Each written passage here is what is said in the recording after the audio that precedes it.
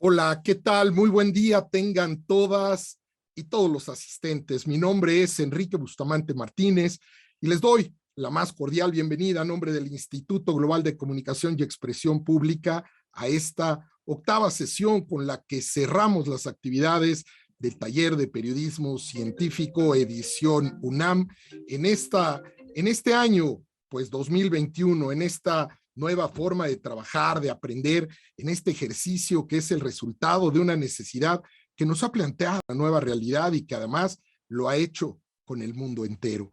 Es todo un privilegio el saber que podemos desarrollar esta actividad con la guía y el acompañamiento de la Facultad de Medicina de nuestra máxima casa de estudios, esta entidad que es la casa de la investigación y la docencia de la máxima calidad en nuestro país, la UNAM. Y por supuesto lo hacemos también con el apoyo de las facultades de ciencia y de la empresa Pfizer, a quien agradecemos mucho también su compañía y apoyo. Decía Carl Sagan que la ciencia es más que un simple conjunto de conocimientos, es crear una mejor manera de pensar y añadiría yo, de actuar. Sabemos bien que el mundo se ha visto en uno de esos momentos que marcan su historia, le marcan un antes y un después. Y ha sido precisamente esta edición 2021 del Taller de Periodismo Científico un evento realmente exitoso. Es el resultado de más de 17 años de experiencia acumulada, una experiencia que nos invita a mantenernos unidos, cercanos, a pesar de la distancia, en este espíritu de colaboración y encuentro, para que así, pues el simple hecho de sabernos cerca nos permite intercambiar experiencias y además hacer frente a esta u otras amenazas que se le presenten a la humanidad. Y bien, pues para dar inicio a este evento me permito en primer término presentar al director de la Facultad de Medicina de la UNAM, a quien además agradecemos de antemano su generosa anfitrionía. Ahora el mensaje del doctor Germán Enrique Fajardo Dolci. Bienvenido tu mensaje. Muy buenos días, ¿cómo están?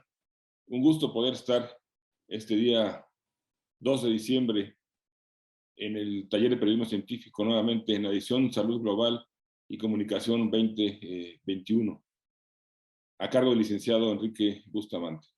Saludo con muchísimo gusto a todos y cada uno de ustedes en este último taller del año, un año que ha sido muy exitoso para el presente proyecto. Hoy tenemos como cada mes temas bien importantes, temas bien trascendentes del punto de vista de la salud, del punto de vista científico y por supuesto también nuestro objetivo desde el punto de vista periodístico. Tenemos un grupo de expertos que nos harán el favor de hablar en un principio de la enfermedad de Chagas y su importancia en la salud humana, y para eso agradecemos la presencia de la doctora Berta Espinosa, quien nos hablará de este tema. Ella es del Instituto de Investigaciones Biomédicas de la Universidad Nacional Autónoma de México. Más adelante, el doctor Rafael Valdés, un antiguo conocido de este taller, un personaje muy importante al interior de Pfizer, pero también muy importante al interior de la Ciudad de México en el manejo de la pandemia, como director médico de la unidad temporal City-Banamex. Nos hablará sobre un tema que ha quedado un poco de lado y que es de una gran trascendencia para, no solo para la salud, diría yo, para la humanidad, que es la resistencia bacteriana y cómo estamos enfrentando ya como uno de los grandes retos de salud pública en el mundo. Muchas gracias, Rafa, por estar con nosotros nuevamente y poder analizar, poder discutir y poder escucharte en este importante tópico. Y más adelante tendremos desafíos y retos del periodismo científico a partir de la de la pandemia, qué se ha ganado, qué se ha perdido y dónde nos encontramos. Sin lugar a dudas, todos sabemos que esta pandemia que hemos padecido, que hemos vivido, que estamos viviendo, nos ha cambiado la manera de vivir, nos ha cambiado la manera de ejercer nuestra profesión, la manera de enseñar, la manera de aprender. Y cómo esto ha cambiado el periodismo científico. Tenemos grandes personajes, grandes personalidades de Latinoamérica en el periodismo de diferentes latitudes, a quienes agradecemos su participación y escucharemos con un gran interés. Y para finalizar, con broche de oro, finalizaremos con un tema bien importante, bien novedoso, diría yo, desde el punto de vista terapéutico, que son las bacterias, fábrica de proteínas terapéuticas, donde Mauricio Trujillo nos hablará de esto y cómo las bacterias nos están ayudando para este fin de producir nuevas terapéuticas en las diferentes enfermedades. Así que tenemos un programa nuevamente muy rico. Estoy seguro que será un éxito como siempre lo es. Muchas gracias, licenciado Bustamante. Muchas gracias, Enrique. Un fuerte abrazo y que sea un éxito como siempre.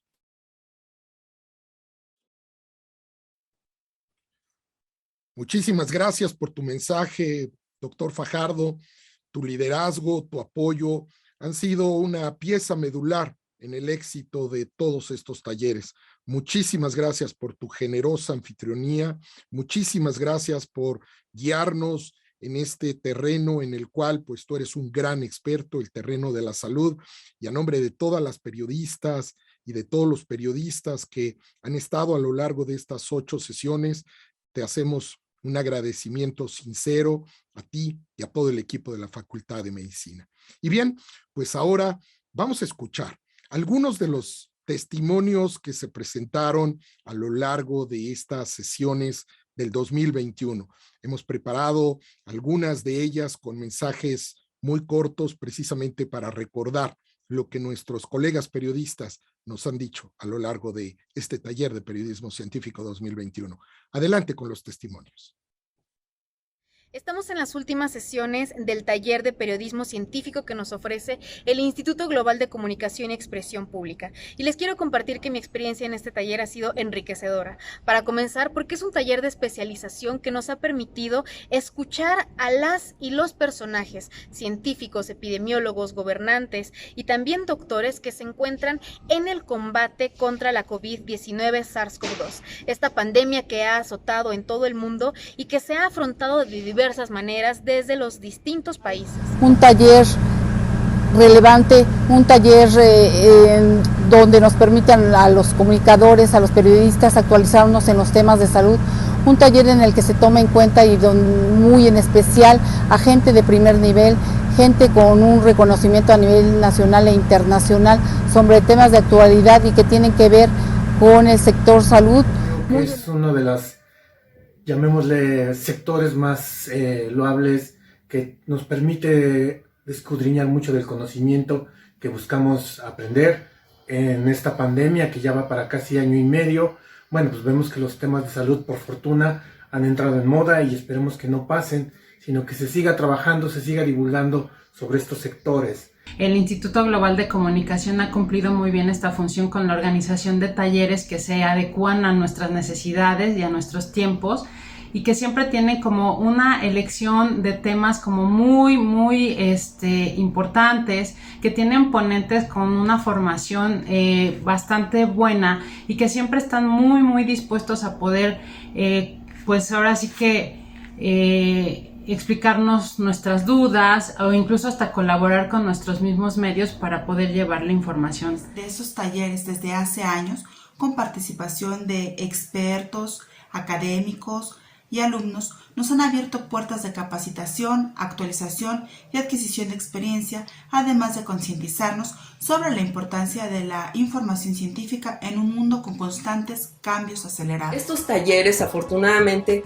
nos han permitido, a mí en lo personal, seguirme capacitando. Los temas de salud no es nada más hablar de la enfermedad o un tratamiento. o un dispositivo médico nuevo.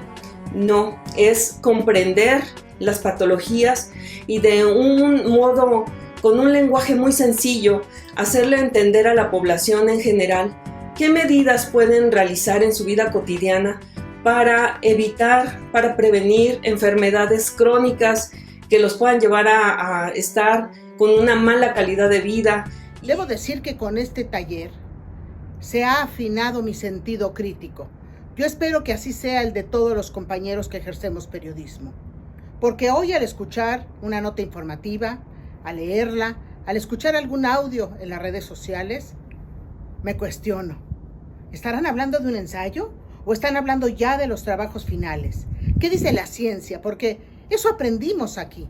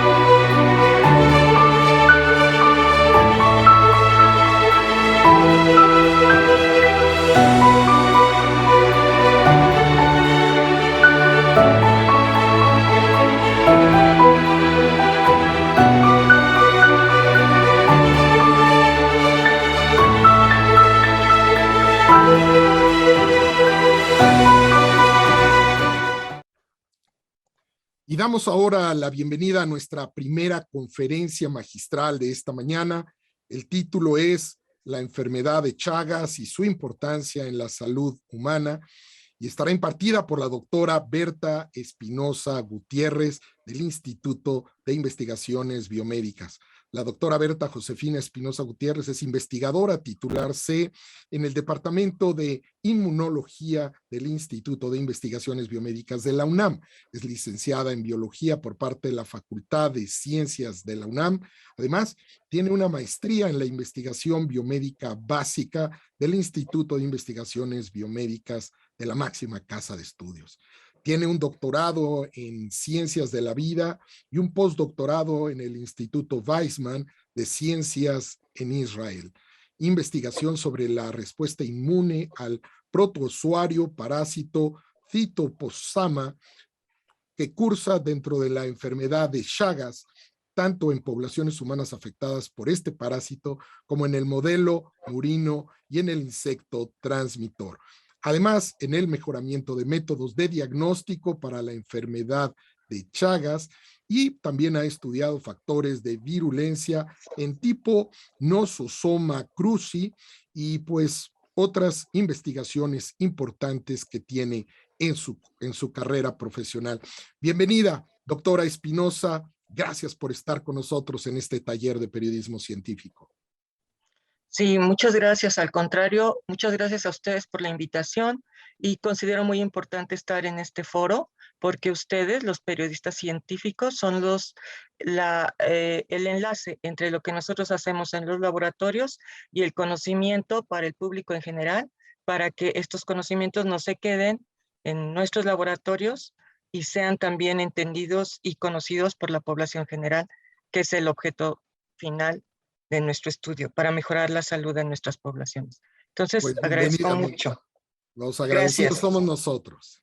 Bueno, voy a empezar a hablar de esta enfermedad, la que he estudiado ya por varios años, que no es una enfermedad, digamos, nueva, tiene miles de años afectando a la población humana, y desafortunadamente, debido a que es una enfermedad, digamos, de cierta manera escondida, no es muy evidente, y ahora voy a tratar de explicar por qué digo esto.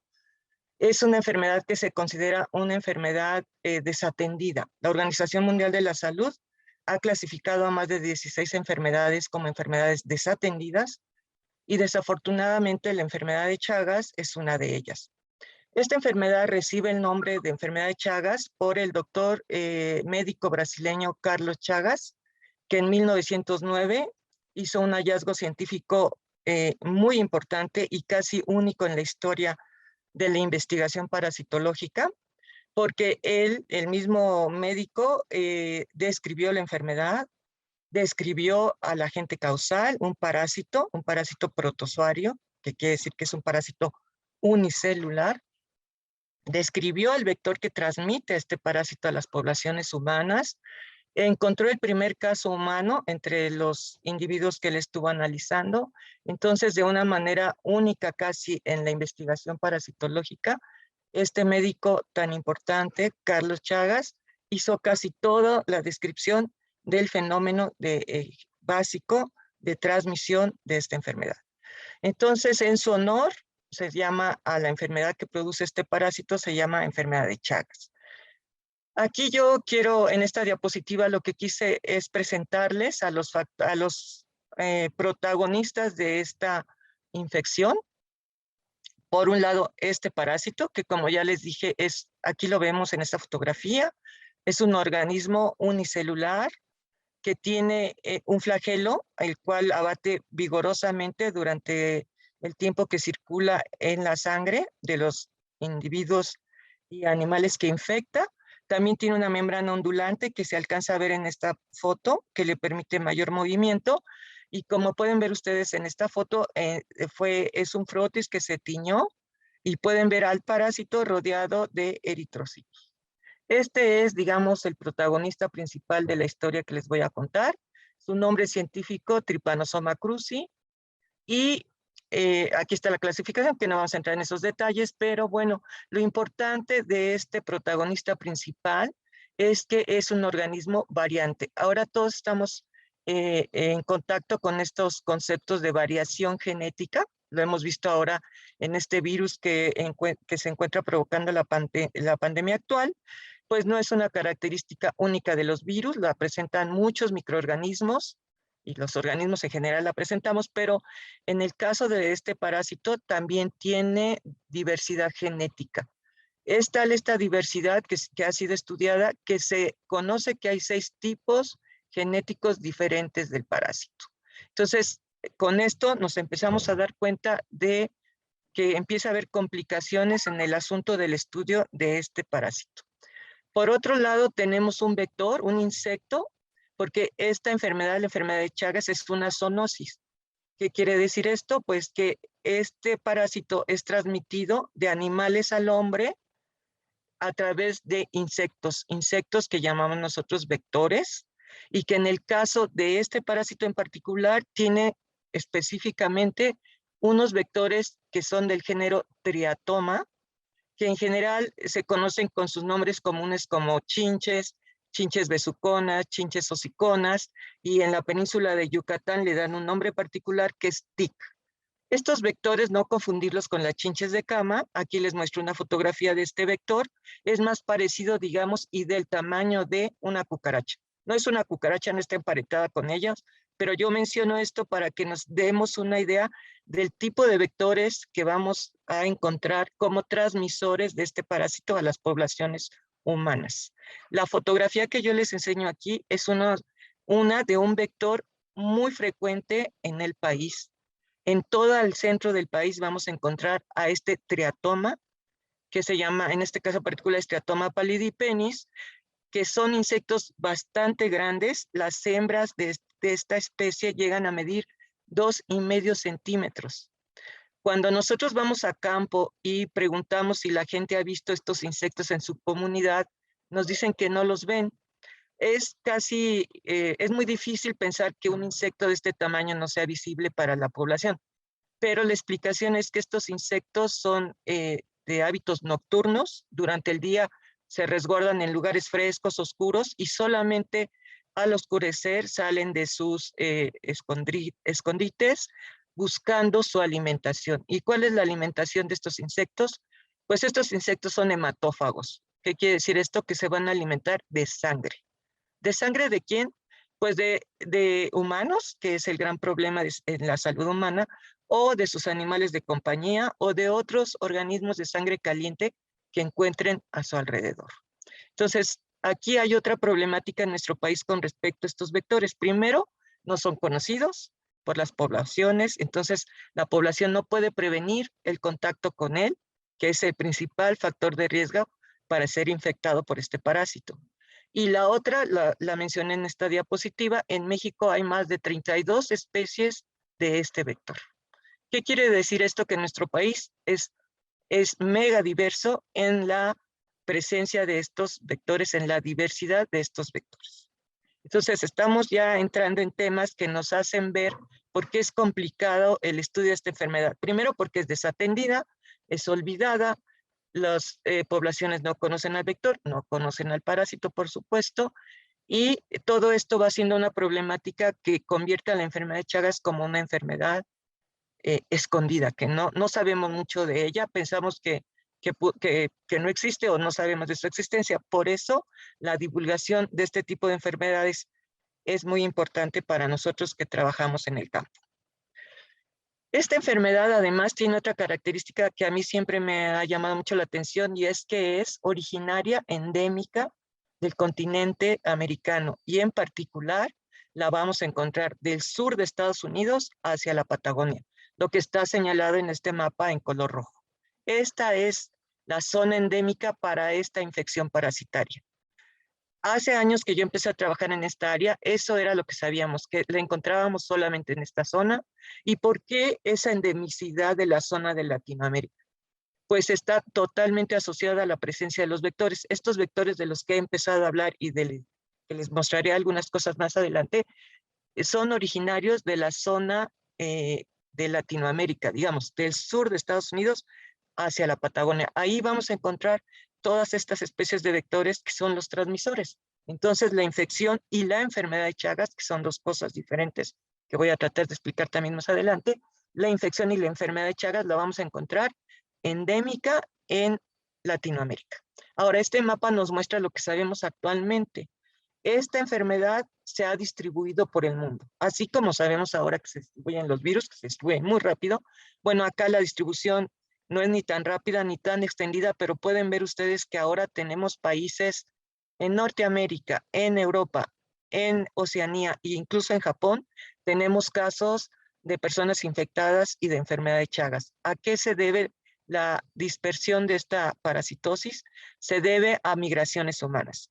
Todos los casos que se conocen hasta el momento, o la mayoría en otras partes del mundo, son producidas por habitantes latinoamericanos que migran a estas regiones y migran con sus pertenencias y también con sus infecciones. Entonces, tenemos ahora una distribución mundial de la enfermedad de Chagas, que hace a esta enfermedad ahora también pues, más extendida y más importante. Concentrándonos nada más en México, traigo este mapa para mostrarles una distribución que, aunque los datos son no son actuales, sí es uno de los mapas que se elaboró hace ya algunos años y que nos mostró. En este mapa pueden ver ustedes pequeños puntos de color rojo que representan un caso reportado de personas con anticuerpos anti el parásito, anti Trypanosoma cruzi. Como pueden ver ustedes, toda la República tiene puntilleo.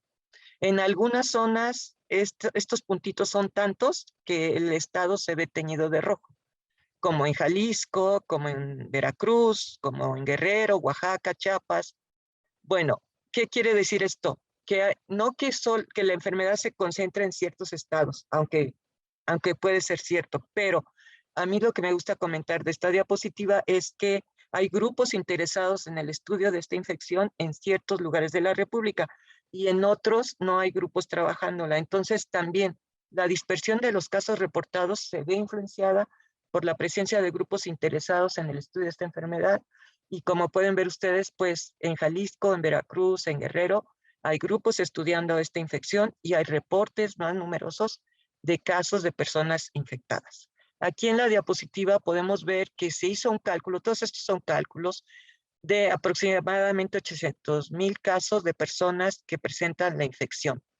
pero una publicación, un metaanálisis de hace 2 años, encontró, haciendo revisión de literatura, un número mayor de casos y con cálculos llegaron a la conclusión de que pudiera haber 4 millones de personas infectadas en México. Ahora, aquí creo conveniente hacer la diferencia entre decir una persona infectada y una persona enferma. Ahora, todos estos términos están siendo muy cercanos a las poblaciones por el caso actual de pandemia, donde se han manejado para el caso del SARS-CoV-2, pero para todas otras infecciones son válidos. ¿Qué quiere decir? Que hay un cierto número de personas infectadas, o sea, que ya tienen al parásito en su organismo, pero que no han desarrollado la enfermedad. Entonces, es muy importante hacer estas diferencias entre lo que es un individuo infectado y lo que es un individuo enfermo. En el caso de la enfermedad de Chagas, la infección se presenta después de que uno está en contacto con el insecto vector y por otras circunstancias que voy a comentar más adelante. Pero la enfermedad se va a presentar solamente en algunos individuos. Se calcula para la enfermedad de Chagas que solo el 30% de los individuos infectados va a desarrollar la enfermedad, lo cual es una buena noticia. La mala noticia es que no sabemos quiénes de los individuos infectados sí van a desarrollar la enfermedad como tal. Y la otra cosa que es muy importante y que ha sido determinante desde mi punto de vista para que la enfermedad de Chagas sea una enfermedad oculta y desatendida, es que la infección se da en un momento de la vida de los individuos y la enfermedad aparece muchísimos años después. ¿Cuántos años después? Los estudios en Sudamérica, donde más estudios se han realizado de esta infección, muestran que pueden tardar 15, 20 o hasta 25 años en aparecer los síntomas de esta enfermedad. Entonces, piensen ustedes que los médicos, al observar ya la enfermedad, les cuesta mucho trabajo hacer una correlación con un contagio debido a un insecto que sucedió hace 15 años, hace 20 o hace 25. Esta, digamos, biología de la infección y de la enfermedad hace tan difícil el estudio y el conocimiento de la enfermedad de Chagas en los diferentes países. Tenemos otras complicaciones en el asunto de entender cómo se realiza la transmisión. Mencioné ya yo al vector transmisor. En este caso les muestro otra fotografía de otra especie de vector. Este vector se llama Triatoma infestans y es el principal vector en Sudamérica. Nosotros en México no tenemos este vector, o sea, hay también la distribución regional de diferentes vectores. Entonces, Sudamérica, Brasil y Argentina, su principal vector es el que les muestro ahora en la fotografía, y en México no lo tenemos, y en cambio tenemos 32 especies diferentes que ya les comenté. Bueno, entonces, ¿cómo adquiere la población humana este parásito? Lo adquiere por el contacto principalmente por contacto con vector. La segunda causa de infección por este parásito son las transfusiones sanguíneas. Como les mostré una foto del parásito en circulación en la primera diapositiva, este parásito, al ser introducido por el vector a los organismos mamíferos, va a mantenerse en circulación por un tiempo. Durante ese tiempo, si la sangre de este individuo infectado se transfunde a otro individuo, es un factor de infección para el resto de los individuos que reciban estas sangres debido a transfusiones sanguíneas. Aquí es importante mencionar que este mecanismo de transmisión se conoce desde hace muchos años y en México se tardó muchísimo en hacer obligatoria la prueba contra Trypanosoma cruzi en bancos de sangre. Apenas en 2012 se elaboró la norma para que en los bancos sea obligatoria esta prueba antes de transfundir sangre, pero por todos los años anteriores pues no había esta obligatoriedad y los bancos no realizaban esta prueba. Entonces, aquel otro factor que por muchos años en México fue un factor probable de transmisión de esta infección. El tercer mecanismo para obtener este parásito es a través de madre a hijo, porque el parásito es capaz de atravesar la placenta. Entonces, tenemos también un porcentaje de individuos que adquieren la infección a través de la sangre materna que pasa a través de la placenta. Debo de decir que en México hay pocos estudios al respecto de cuántos individuos están adquiriendo la infección por este mecanismo de transmisión.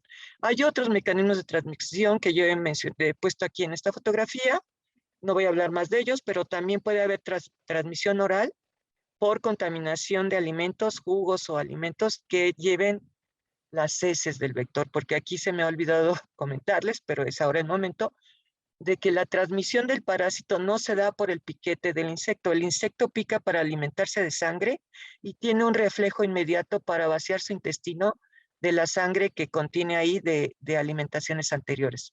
En la sangre que viene en las heces del vector y que se depositan en la piel de los individuos, en las heces de este vector, vamos a encontrar el parásito. Entonces el parásito va a entrar no por el piquete del vector, sino por contaminación con las heces del mismo vector. Entonces, estas heces de vector pueden también contaminar alimentos y si no hay la higiene suficiente, los alimentos pueden ser una fuente también de contaminación oral del parásito. Hay otras fuentes que son menores, la de transmisión a través de leche materna que está en discusión, no se ha aceptado completamente, y también accidentes en el laboratorio, y los animales en general y los animales de compañía también son susceptibles de padecer esta infección. Me voy a ir más rápido porque el tiempo corre rápidamente. Miren, solo voy a hablar de puntos muy particulares para dar a conocer un poco más cómo es la problemática de la transmisión de esta enfermedad. Y aquí les muestro un cuadro, una diapositiva, perdón, donde vemos al parásito como todos nosotros crecemos, cambiamos de morfología y completamos un ciclo de vida. Así lo hace también el parásito, mostrando básicamente 3 formas que podemos nosotros reconocer en su ciclo de vida, que es una forma muy delgada que tiene nombre particular, que no tiene caso ahorita mencionarlo, pero que va a estar dentro del intestino de todos los vectores transmisores.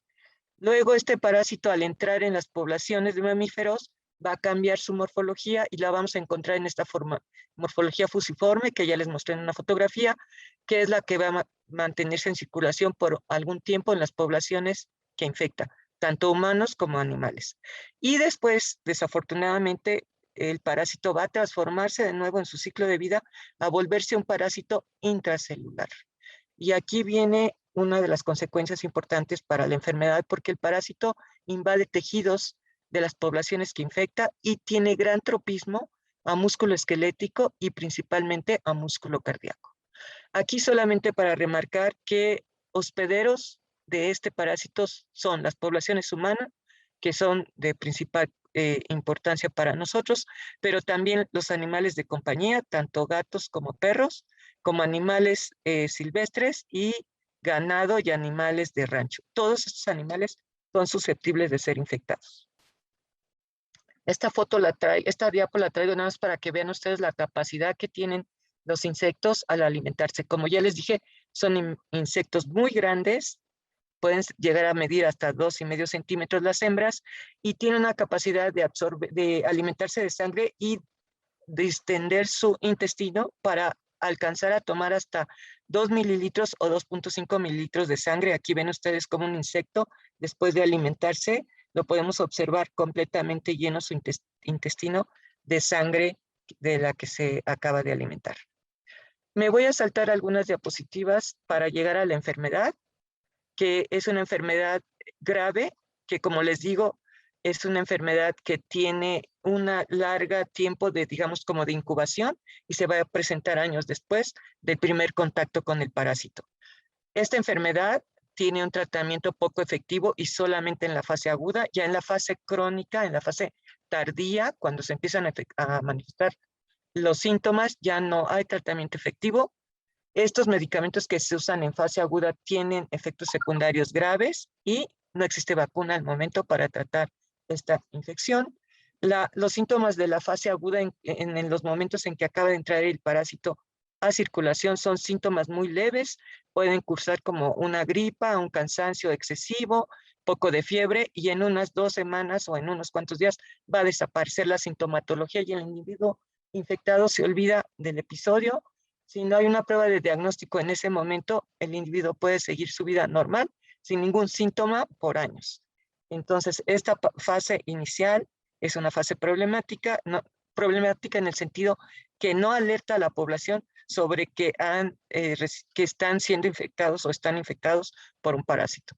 El problema viene después, en la fase crónica y en la fase crónica sintomática, que va a sufrir el 30% de la población infectada.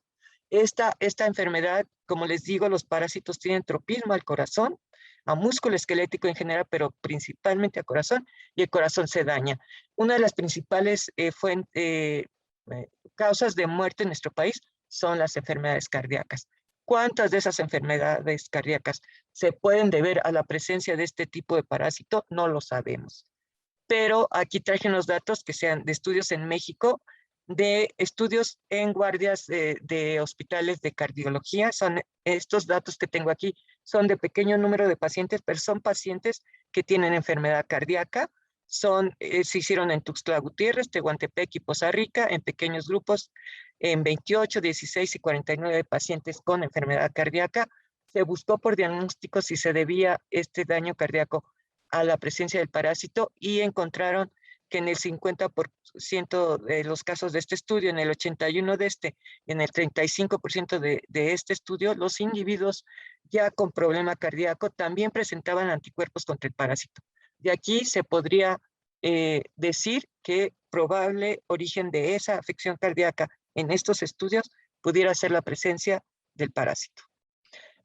Como último punto que quiero platicarles al respecto de las investigaciones que nosotros hacemos en el laboratorio, nosotros hacemos varios temas en general, pero quise en esta ocasión hablar del diagnóstico, porque creo que el diagnóstico de esta infección en etapas tempranas es muy importante, porque alerta a la población de que ya se encuentra con una parasitosis y en la fase aguda todavía tiene posibilidad de tomar el medicamento que, aunque tóxico, sí ha sido reportado efectivo contra este parásito. Bueno, entonces el diagnóstico es muy importante, pero el diagnóstico también tiene sus problemas. ¿Cuáles son los problemas del diagnóstico? Bueno, les comenté que el parásito que vuelvo a presentarles aquí en circulación es un parásito que tiene variación genética. Tiene al menos 6 tipos genéticos, les comenté. Bueno, esa variación genética nos va a dar problemas para el diagnóstico. Tenemos que tener pruebas muy específicas y muy sensibles para poder detectar la variación que existe de este parásito. Y además, creemos que, sobre todo en México, mi idea después de años de estudiar esta infección en México, creo que las cargas parasitarias en poblaciones humanas en el país son muy bajas. Entonces, la sensibilidad de la prueba tiene que ser alta para poder detectar a este parásito. El parásito se puede detectar por métodos que detecten directamente el parásito o que detecten la respuesta que el sistema inmune produce contra el parásito, o sea, que detecten anticuerpos dirigidos contra el parásito. En mi laboratorio hemos desarrollado 2 pruebas de diagnóstico muy específicas y altamente sensibles para detectar estos anticuerpos y poder determinar qué personas presentan ya la infección con Trypanosoma cruzi. La Organización Mundial de la Salud recomienda hacer 3 pruebas a los individuos para que al menos 2 de ellas pudieran salir positivas, y si es este el caso, con 2 pruebas positivas, entonces sí determinar que el individuo es realmente un individuo reactivo a las pruebas y que presenta en verdad la infección por Trypanosoma cruzi. Nosotros desarrollamos 2 pruebas, creo que las mencioné en este caso, la prueba de ELISA y la prueba de Western Blot fueron desarrolladas en el laboratorio con antígenos elaborados por nosotros mismos, y me voy a ir muy rápido en esta parte, no voy a dar muchos detalles técnicos, pero quiero comentarles que nuestras pruebas han sido aplicadas en estudios en poblaciones, en este caso particular en una población en varios municipios del estado de Morelos, y encontramos nosotros, el estudio no fue aproximadamente de 280 individuos muestreados. En estos individuos nosotros encontramos individuos que presentaban reactividad a los antígenos. Aquí en esta gráfica, que les voy a explicar sencillamente, tenemos una prueba de ELISA donde nos damos cuenta que hay individuos que son negativos, los puntitos blancos, y individuos positivos que tienen valores obtenidos que pasan nuestro punto de corte, que es la raya que pueden ver en la gráfica. Todos los individuos que pasan ese límite son individuos considerados positivos, de acuerdo a la estandarización de la técnica, pero pueden ver ustedes que la población que nosotros muestreamos muestra individuos que son altamente positivos, los que se encuentran en estas regiones de la gráfica, y otros individuos que apenas cruzan el punto de corte. Por eso el diagnóstico de enfermedad de Chagas no se puede dar con una sola prueba. Entonces fuimos a hacer una segunda prueba que se llama Western Blot, donde el número de bandas que puedan ver ustedes en estas tiras reactivas, nos dice si son individuos positivos o no. Aquí tenemos un individuo negativo sin ninguna banda y los demás son individuos positivos. Los individuos positivos de las poblaciones que analizamos en Morelos son débilmente positivos. Pueden ver ustedes nuestro grupo control, que muestra muchas bandas, que son individuos ya cardiópatas, y las poblaciones abiertas de Morelos muestran bandeos muy reducidos, pero ya tenían una prueba de ELISA positiva y luego un bandeo reducido pero positivo a esta otra segunda prueba. Como prueba comprobatoria, nosotros tomamos muestras de la mayoría de los individuos positivos para hacerles una prueba de hemocultivo. ¿Qué quiere decir esto? Tomamos la sangre de las personas que eran reactivas a nuestras pruebas y las cultivamos en el laboratorio para ver si podíamos encontrar al parásito. Y efectivamente encontramos al parásito en 9 casos de las personas seropositivas. Y pudimos hacer 9 aislamientos y comprobar por estudios genéticos y de microscopía que se trataba de Trypanosoma cruzi. Entonces, con este estudio de población y otros que no voy a detallar ahora, validamos que nuestras pruebas ELISA y Western Blot son pruebas altamente sensibles y específicas. Entonces, con estas pruebas lo que decidimos fue ir a hacer unos estudios en banco de sangre. Como les dije al principio, el banco de sangre, la transmisión por vía sanguínea a través de transfusión es la segunda vía de importancia en la transmisión de Trypanosoma cruzi. Nosotros tuvimos una colaboración con el doctor Shabib del Departamento de Infectología del Centro Médico Nacional La Raza, que nos proporcionó alrededor de 600 muestras de donadores que habían sido determinados positivos por sus pruebas en el banco de sangre, y nosotros confirmamos esa seropositividad o no por las pruebas que les mencioné anteriormente. De esas muestras que nos facilitó el banco de sangre, 240 tenían también cuestionario completo para poder hacer una correlación epidemiológica con ciertos factores de riesgo de las poblaciones que estaban yendo a donar a este banco. Y entonces nuestro estudio al final consistió de 240 muestras que habían sido positivas en banco de sangre de La Raza, que nosotros confirmamos por nuestras pruebas y que pudimos sacar algunos datos de interés que les voy a mostrar en unos momentos más. Aquí les tengo que decir que las pruebas tienen que ser, como ya comenté, 2 pruebas o de 3 que se realicen. Estos pacientes, bueno, estos individuos infectados que no son pacientes, tienen 3 pruebas serológicas positivas.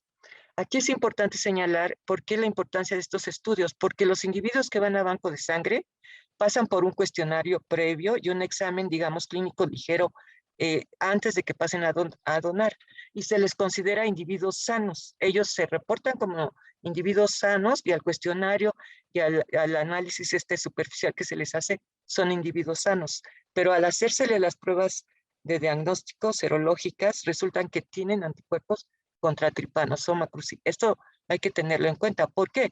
Porque se encuentran en la etapa esta que les he platicado, donde no se han desarrollado los síntomas, estos años que pasan hasta que se desarrollen los síntomas. Pero los individuos ya tienen anticuerpos, o sea, están infectados y pueden ser fuente de infección para si la sangre se ocupa. De estos individuos nosotros encontramos que estos individuos han donado ya sangre otras veces. Aquí en esta gráfica de Pasteur pueden ver ustedes que hay porcentajes de individuos que han donado 1 o 2 veces, individuos que han donado más veces y un pequeño grupo de individuos que ha donado más de 5 veces. Entonces vean ustedes el riesgo de que no se detecten en banco de sangre a estos individuos positivos, porque tienen la posibilidad de seguir donando y cada vez que donan están contribuyendo a una posible infección a través de la donación.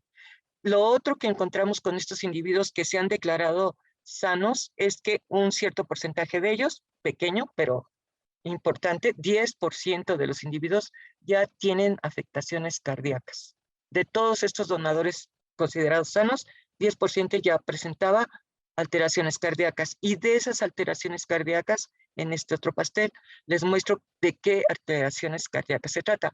Esas alteraciones cardíacas están en la literatura íntimamente relacionadas a problemas por infección con Trypanosoma cruzi, y son los bloqueos del haz de His derecho e izquierdo y la presencia ya, en algunos casos, de megacardios, o sea, el corazón aumenta de tamaño por la presencia del parásito en el tejido.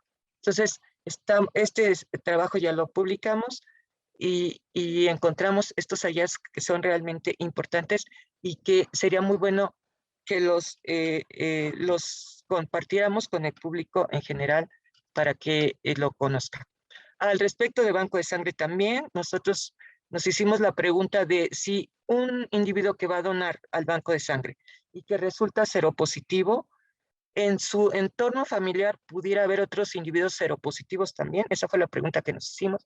Y viene en la lógica de que los individuos en sus entornos familiares viven en las mismas habitaciones, en los mismos lugares y pudieran estar en contacto, no solo el individuo que donó, sino su familia también con los vectores o con algún otro tipo de posibilidad de contagio con Trypanosoma cruzi. Entonces la pregunta fue, investiguemos si algunos familiares de los donadores que ya sabemos que son positivos a este parásito también pudieran ser positivos. Y este estudio lo acabamos de publicar el año pasado. Pudimos, a través de la colaboración con el doctor Xavi del Hospital La Raza, tener 53 grupos familiares. ¿Qué quiere decir esto? 53 donadores aceptaron participar de nuestro estudio y trajeron al laboratorio a sus familiares. Pudieran ser hijos, algunos hermanos, incluso primos, padres. No voy a dar todos los detalles de los familiares que vinieron, pero el estudio comprendió a 106 individuos, familiares de los 53 donadores originales. Y encontramos, ya para resumirles los resultados, que en 13 grupos familiares al menos había otro individuo positivo. Este es el 24%. Y de los 102 familiares que estudiamos, 20 de ellos también fueron positivos a la infección por Trypanosoma cruzi. Esto es un 19%. Lo más grave del asunto es que encontramos entre los donadores y los familiares a 12 cardiópatas entre los donadores y a 1 entre los familiares. Y de nuevo, perdón que esté en inglés, pero la saqué anoche del artículo, las sintomatologías cardíacas que presentan estos individuos que supuestamente se consideran sanos y pudieron donar, son de nuevo los bloqueos de las ramas derechas e izquierdas de las de His, las cardiomegalias, ya sea solas o en conjunción con dolor en el tórax, en el pecho, y esto lo acabamos de publicar nosotros, lo que nos demuestra que la infección por Trypanosoma cruzi es un fenómeno que se presenta en nuestras poblaciones, que pasa desapercibido, que puede ser también un problema de tipo que encontremos en grupos familiares y que ha pasado desapercibido hasta el momento. Bueno, estoy a punto de terminar, esta es mi última diapositiva. Solo espero que mi plática haya dejado claro que la enfermedad de Chagas es un problema de salud pública en nuestro país, poco estudiado y atendido en México, ¿sí? Que no hay tratamientos totalmente efectivos contra esta infección parasitaria, que no hay vacuna contra el parásito actualmente, hay estudios pero ninguna aprobada, que se necesitan pruebas de diagnóstico altamente específicas y sensibles para detectar la presencia de anticuerpos y por lo tanto de parásito en los individuos, que faltan muchos estudios para estudiar la diversidad de vectores y no hablen nada de reservorios, que es otro tema aparte, ¿sí? Y que hay que extender nuestros resultados de laboratorio a análisis epidemiológicos más generales para poder saber exactamente la extensión de la importancia de esta infección parasitaria, de esta enfermedad desatendida en nuestro país. Por último, solo quiero dar gracias a mi grupo de trabajo que está en la fotografía al pie de esta diapositiva y a todos mis colaboradores que han participado en esta parte de los estudios y recordarles que el 14 de abril de cada año la Organización Mundial de la Salud determinó que sea el Día Mundial de la lucha contra la enfermedad de Chagas y que me gustaría que muchos de ustedes se ocuparan del tema todas las veces que puedan y en especial también ese día que se celebra la lucha contra este mal. Y finalmente volver a agradecer su atención y su invitación. Gracias. Doctora, muchísimas gracias. De verdad, qué interesante este tema, un tema que, pues, por supuesto, ha sido un flagelo durante muchos años para tantos países como los que usted ya nos ha comentado en esta mañana. Y bueno, pues hay algunas preguntas que voy a ir compartiendo en este momento con el resto de nuestros colegas que nos acompañan, invitar a que los que estén interesados, como siempre, lo hagan a través del chat de nuestro espacio donde estamos en este momento conversando. Y bueno, le preguntan, doctora, en los espacios geográficos de México en donde se encuentra pues más este problema de las chagas, ¿tiene que ver con factores climáticos fundamentalmente o tiene que ver más bien con procesos de higiene? Sí, me gusta mucho que, y se me olvidó decirlo, este problema no es de higiene. Algunas veces se ha tratado de decir que tiene que ver con la higiene, pero en realidad tiene que ver con la presencia del vector. El vector es un organismo vivo que tiene ciertas características y que va a vivir donde las condiciones ecológicas le permitan.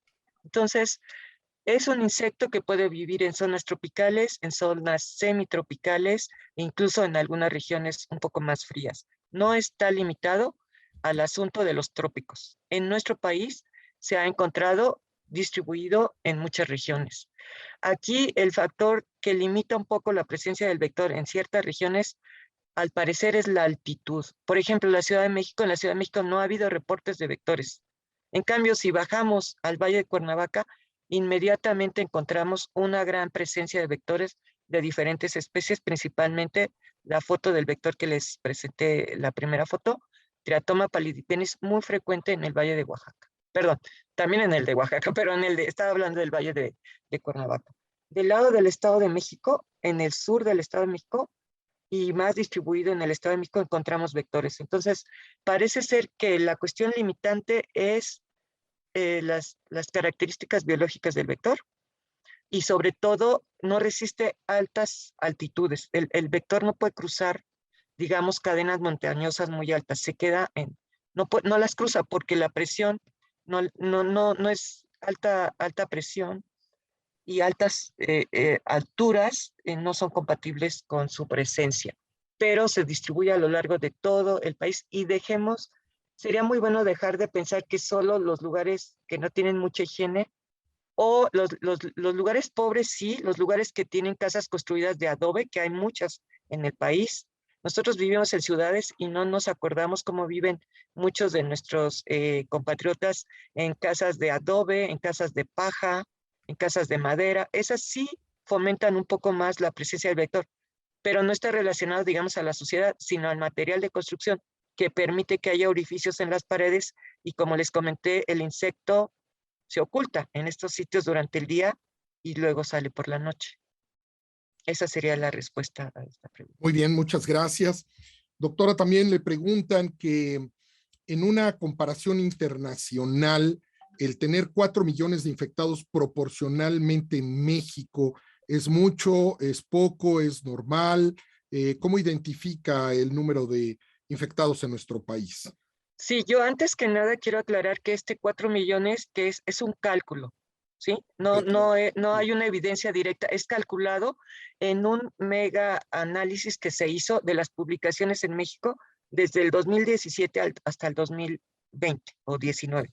Se hizo este mega análisis, como ahora se acostumbra, con toda la información, y de acuerdo a los resultados que encontraron estos investigadores y con cálculos que están en el artículo, si quieren después lo podría poner a la disposición de quien esté interesado, se calcula que pudiera haber 4 millones de infectados. Eso es muchísimo.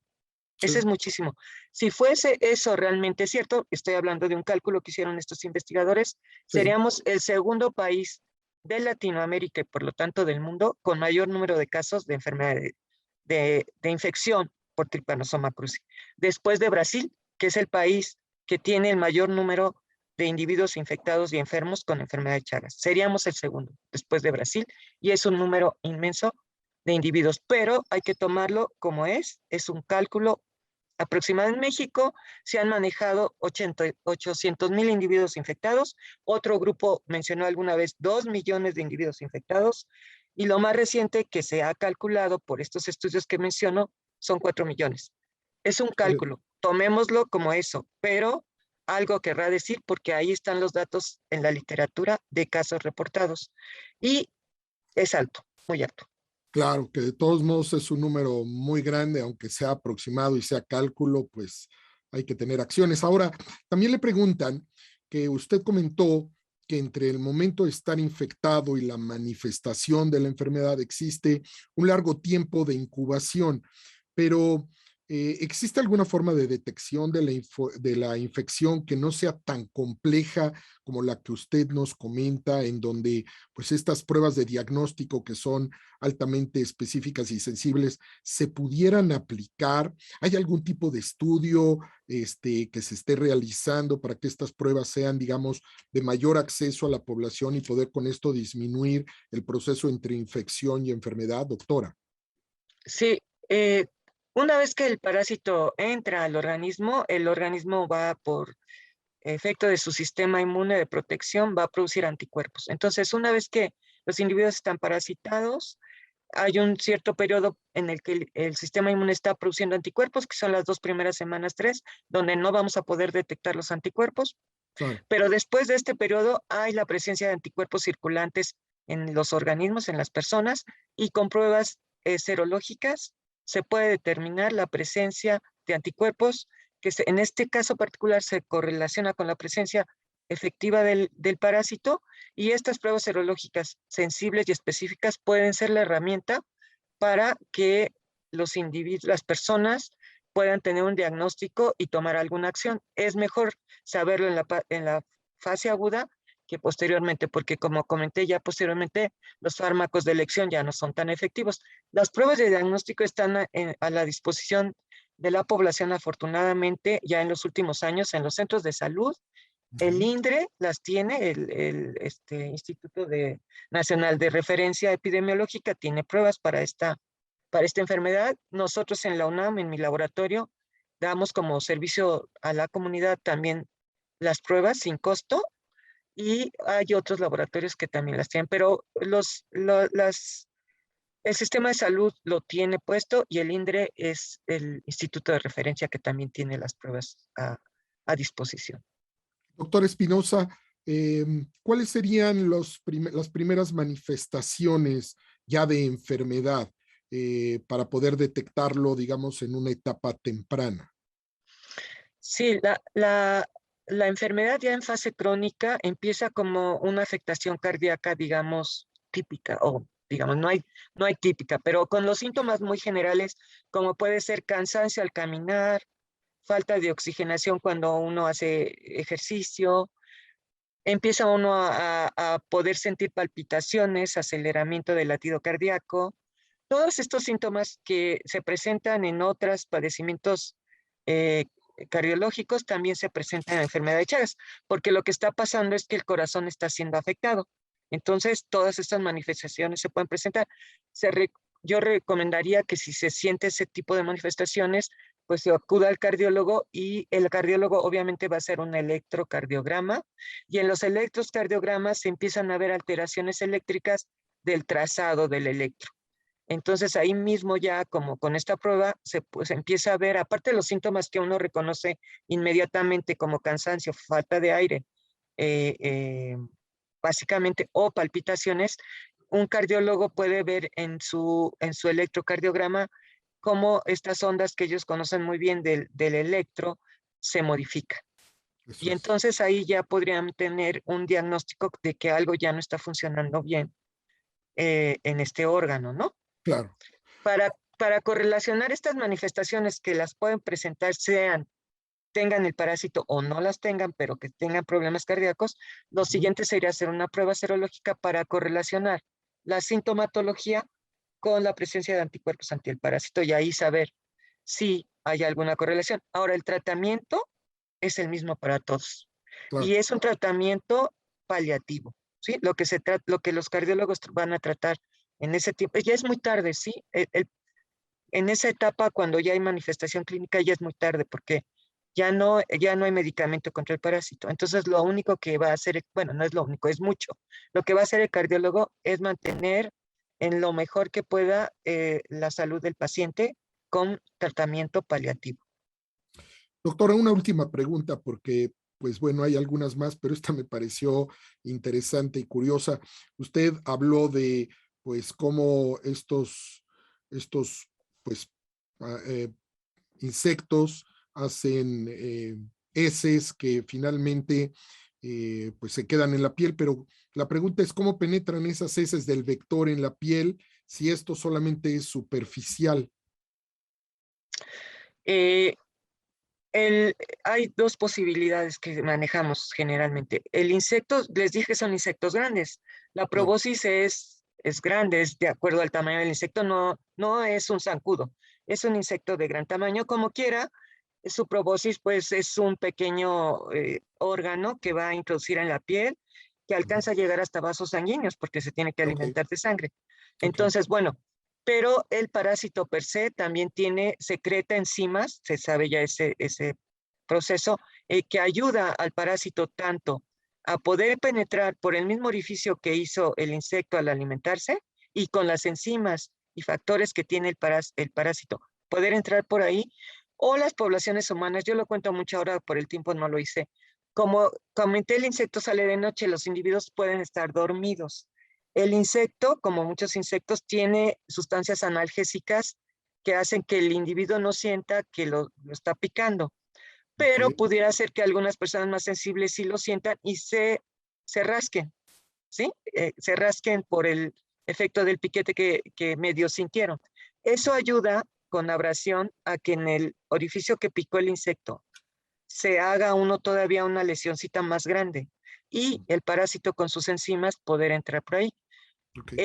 Debe ser efectivo el mecanismo porque tenemos la evidencia de que entra al organismo. Ahora, entra y ya el parásito solo pasando la epidermis, el parásito se mueve.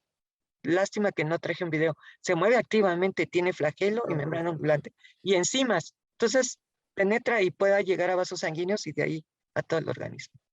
Qué horror. Bueno, pues qué importante este tema.